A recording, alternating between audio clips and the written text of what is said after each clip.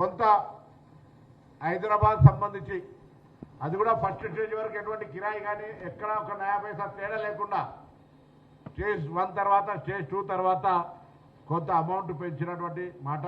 దాన్ని TRS party ఆర్టీసీని గుడి లింగాన్ని మింగినట్టుగా ఆర్టీసీని పూర్తిగా నిర్వీర్యం చేసి ఆర్టీసీ సంస్థను ప్రైవేట్ చేస్తామనేటువంటి దూరదృష్టితోటి ఒక ఎగ్జిక్యూటివ్ డైరెక్టర్ రిటైర్డ్ను ఎండీగా నియమించుకొని 10 సంవత్సరాల ఒక కొత్త బస్సు కానీ ఒక కొత్త నియామకం కానీ ఆర్టీసీల సంక్షేమం కొరకు కూడా ఒక మాట చేయకుండా ఉద్యోగుల సంఖ్యను కూడా తగ్గించి ఇవాళ మీరు ఆర్టీసీ గురించి ముసలికన్నీరు కాల్చి రేపు చెలో బస్సు భవన్ పెట్టినారు.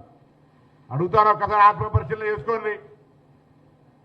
టీఆర్ఎస్ పార్టీ నాయకులారా, తెలంగాణ ప్రభుత్వం ఉన్నప్పుడు ఆర్టీసీ కార్మికుల స్థితి, ఆత్మహత్యలు చేసుకున్న పరిస్థితి, వాళ్ళ మీద మీరు పెట్టిన కేసులు, అన్నమో రామచంద్రని 65 రోజులు సమ్మె చేస్తే పట్టించుకున్నటువంటి విధానం, ఆనాడు ఉన్నటువంటి హైకోర్టు చీఫ్ జస్టిస్ చౌహాన్ గారు ముఖ్యమంత్రికి ప్రత్యేకంగా చెప్పి ఆర్టీసీ కార్మికులకు నష్టం చేస్తే బాగుండదని అనేక సందర్భాల్లో చెప్పినటువంటి సీఎం కేసీఆర్ గారు స్టేట్మెంట్ సాక్ష్యం ఉంటే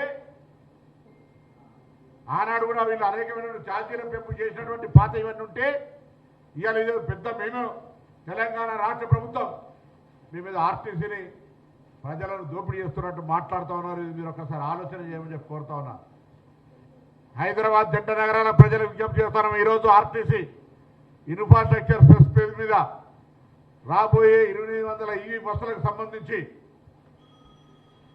ఒక ఛార్జింగ్ స్టేషన్లను బస్ డిపోలు ఏర్పాటు